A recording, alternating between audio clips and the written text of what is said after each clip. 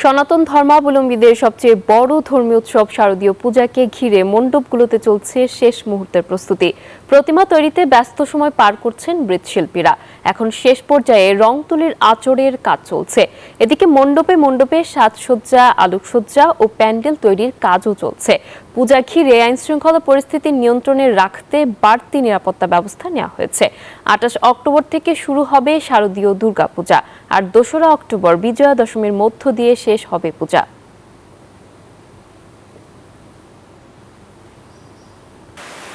নাফিজা জামান, আপনাকে ধন্যবাদ। আপনি যেমনটি বলছেন, এই মুহূর্তে রয়েছি সাভারের সবচেয়ে পুরান যে এলাকা অর্থাৎ সাদাপুরে। আমরা যদি একটু দেখাই যে এই মন্দিরে কিন্তু আমরা এসেছি এবং আপনারা জানেন যে শেষ মুহূর্তের যে প্রস্তুতি, সেই প্রস্তুতি ইতিমধ্যে কিন্তু শেষ হয়েছে এবং আপনারা জানেন যে আগামী রোববার সকালে ষষ্ঠী পূজার মধ্য দিয়ে কিন্তু হিন্দু সম্প্রদায়ের সবচেয়ে বড় যে ধর্মীয় যে উৎসব শারদীয় দুর্গা পূজা, সেটা কিন্তু চলবে টানা 5 দিন এবং টানা 5 দিনকে ঘিরে আইন শৃঙ্খলা বাহিনী মোতায়েন থাকবে। এবং আপনারা জানেন যে সাভারে কিন্তু 214টি পূজা মণ্ডপে এবার পূজা হবে এবং এই পূজা মণ্ডপকে ঘিরে কিন্তু সাভারে এবং আমরা দেখেছি যে প্রায় 8,500 আইন শৃঙ্খলা বাহিনী মোতায়েন করা হবে। এবং এই বিষয় নিয়ে যদি আমরা আপনার সাথে একটু কথা বলতাম যে এই মুহূর্তে আপনাদের আসলে এই শারদীয় দুর্গা উৎসবের যে আইন শৃঙ্খলা বাহিনী এবং পূজা মণ্ডপগুলোতে কি এখনও মোতায়েন হয়েছে কিনা?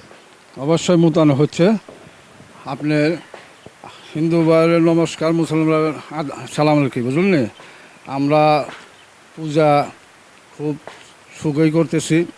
হিন্দু মুসলমান ভাই ভাই আমরা সবাই মনে করেন যে একত্র মিলে আমরা এই সব উৎসব আমরা পালন করতেছি। আমরা সবারই সহযোগিতা পাই। আজকে অন্তপক্ষে 50 বছর 40 বছর যাবৎ আমরা এখানে পূজা পাল করতেছি। আমার কোনো সমস্যা হয় না। আমরা খুব ভালো সুখে আছি, শান্তিতে আছি, খুব ভালো আছি। আমরা অনেক ধন্যবাদ আপনাকে। এই যেমনটি আসলে বলছিলেন এবং বলছেন যে সার্বিক আইন শৃঙ্খলা বাহিনী মোতায়েন থাকবে, সেই বিষয়টা আসলে বলেছেন এবং শান্তিপূর্ণ পরিবেশে শারদীয় দুর্গা উৎসব এবং কঠোর নিরাপত্তার মধ্য দিয়ে কিন্তু এই পূজা শুরু হবে। এবং আপনারা জানেন যে এই পূজাকে ঘিরে কিন্তু আইন শৃঙ্খলা বাহিনী কিন্তু 4 স্তরের নিরাপত্তা জোরদার করা হবে এবং পূজা ও উৎসবকে ঘিরে আনন্দ ভাগাভাগি করে নিতে কিন্তু বিভিন্ন মানুষের আসলে প্রত্যাশা করছেন। এবং এই ছিল আমার কাছে শারদীয় দুর্গা উৎসবের প্রস্তুতির এবং মা দুর্গা প্রতিমার প্রস্তুতির সর্বশেষ তথ্য। একই খবর জানতে আমার আর এক সহকর্মী রয়েছে কুষ্টিয়া, যাচ্ছি লালনের কাছে। লালন।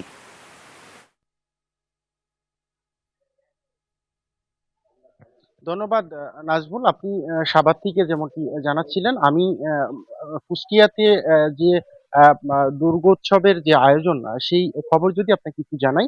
আমি কথা বলেছিলাম যারা এই প্রতিমা তৈরি এবং হিন্দু ধর্মাবলম্বী যারা আছেন তাদের সাথে। তারা বলছেন যে কুষ্টিয়া জেলাতে 249টি প্রতিমা কিন্তু এবার এই মণ্ডপ কিন্তু তৈরি হচ্ছে এবং এই মণ্ডপগুলো যাতে এই হিন্দু ধর্মাবলম্বীরা নির্বিঘ্নে তাদের পূজা অর্চনার কার্যক্রম চালাতে পারে, সেই লক্ষ্যে কিন্তু ইতিমধ্যে ইতিমধ্যেই কিন্তু আসলে সব ধরনের প্রস্তুতি কিন্তু আসলে নেওয়া হয়েছে জেলা পুলিশের পক্ষ থেকে। কিন্তু আসলে এই মন্দিরগুলোর যে নিরাপত্তা সেটি নিশ্চিত করার হয়েছে। এবং আমি পুলিশ সুপারের সাথে কথা বলেছি। পুলিশ সুপার বলছেন যে এই 249টি মন্দিরেই কিন্তু আসলে তাদের যে পুলিশ বাহিনী, সেই পুলিশ বাহিনী মোতায়েন করা হয়েছে এবং তাদের মাধ্যমে কিন্তু আসলে নিরাপত্তা নিশ্চিত করা হচ্ছে।